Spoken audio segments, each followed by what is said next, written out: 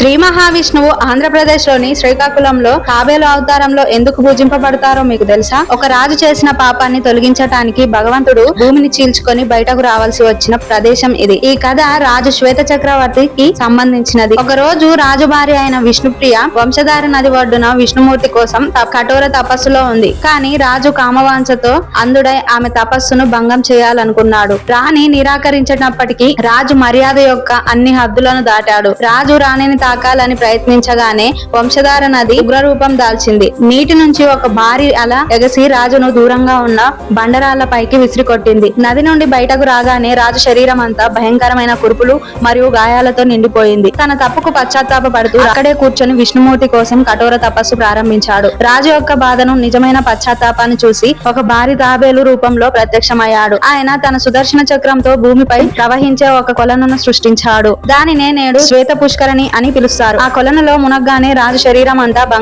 బంగారంలా మెరవసాగింది. రాజు కోరిక మేరకి శ్రీ మహావిష్ణువు అక్కడ స్వయంభు తాబేలు అవతారంగా వెలిచారు. ఈ ఆలయం ఆంధ్రప్రదేశ్ లోని శ్రీకాకుళంలో ఉంది. ఇక్కడి అత్యంత గొప్ప సజీవ సాక్ష్యం ఏమిటంటే ఆలయ ప్రాంగణంలో తిరుగుతున్న వందలాది తాబేళ్లు. ఫ్రెండ్స్, వీడియో నచ్చితే లైక్ చేసి సబ్స్క్రైబ్ చేసుకోండి. ఓం నమో నారాయణాయ అని కామెంట్ చేయండి.